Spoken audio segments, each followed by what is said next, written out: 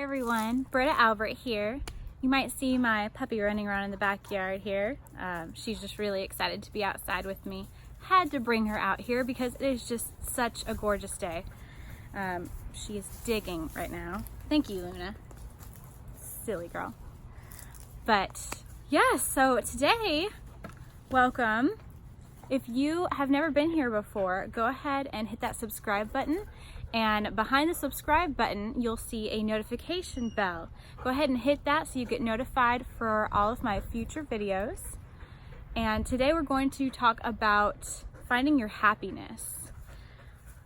She is literally like climbing up the table that I have this camera on right now.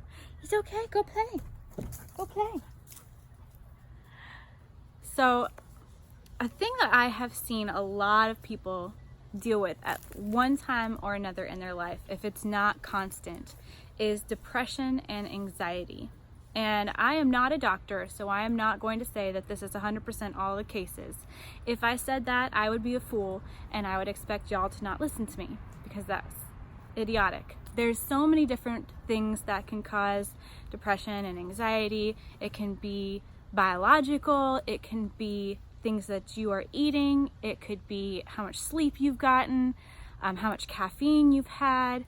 So many things can go into what can cause depression and anxiety. I mean, goodness, you could have huge life events like losing your house or job loss or moving, having a death in the family, or even a new life, having a baby.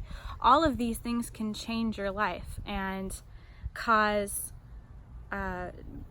anxiety and just things like that to happen. So this is not for those cases. This is for people whose life is not really changed in any kind of big way, and really just finding that you are struggling with depression and anxiety. You really just want to have happiness, whether it's to be able to hold it and claim it, whether it's just to simply feel it and embrace it. Maybe it's been so long since you were happy that you don't even really remember what it feels like. But for some cases, I want you to be open-minded and ask yourself, is it really happiness that you're looking for to fill that void of emptiness and sorrow? Or is it a purpose? Are you really living your true purpose? Now, one of the things that my coach helped me with, because even though I am a life coach, I have a coach as well, and I always will. It's just been a most amazing journey. And he helped me see that there are some core characteristics that we have. And I'm going to put them up on the screen here. So you can kind of look through these core characteristics, core belief values, if you will, and pick out maybe the top 2 or 3 that really resonate with you, that really embody who you want to be, what you believe, who you believe that you are, who you know that you are. Now, with those characteristics, if you think about your work, if you think about your friendships, if you think about your relationships, if you think about anything that you are doing in life, literally everything, do they embody those characteristics? Are you being true to yourself? Are you living your purpose? If they are not in alignment with those core values that you just picked out, that is when you have to sit and figure out how you can align who you are, what you're doing, what you want, where you want to go, your relationships, every part of who you are. Are you a son, or are you a daughter? Are you a friend? Are you a parent? Are you a spouse? Are you an employee? Are you a boss? Everything about who you are, all the different hats that you wear. How can you get them to sync up with the core values that really resonate with you? Once you're able to do that, you will see a huge shift. And it's not going to be overnight. There's no way. I'm not going to set you up for something like that. A lot of it can be, because it's simply the choices that we make. But to identify your purpose and to live your purpose are two different things generally. Hopefully for you it's just as easy as making a decision and changing your life.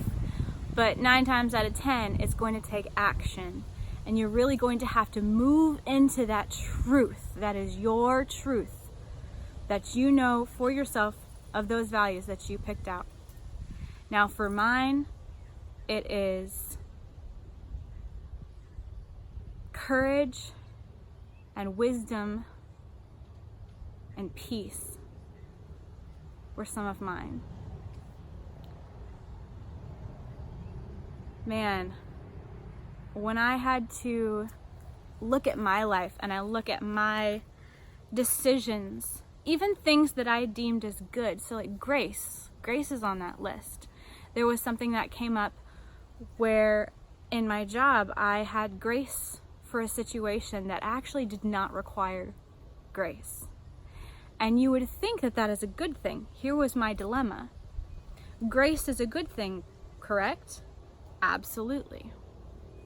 But if wisdom is one of my core characteristics or core values that I want to embody, then wisdom would tell me when is the proper time for grace and when is not the proper time for grace. Correct?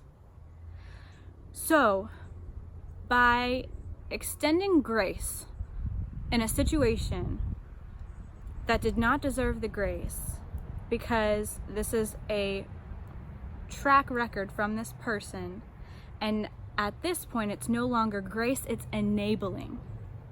But I couldn't understand why I still felt so bad about the encounter, even though I felt like I extended love and grace to this person. But it took understanding that that situation did not align with my personal core values.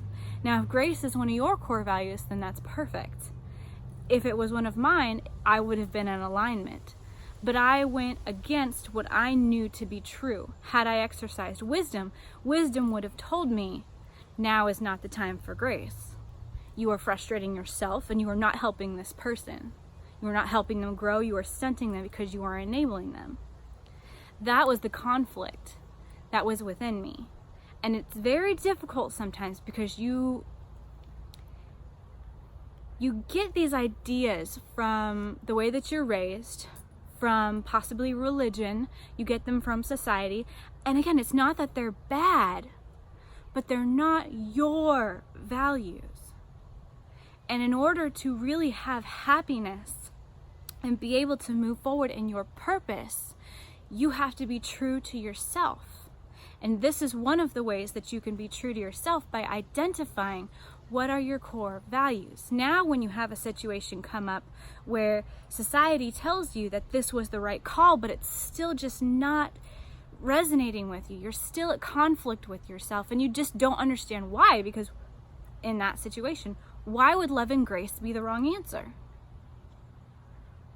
Now it makes more sense having a little more context, doesn't it?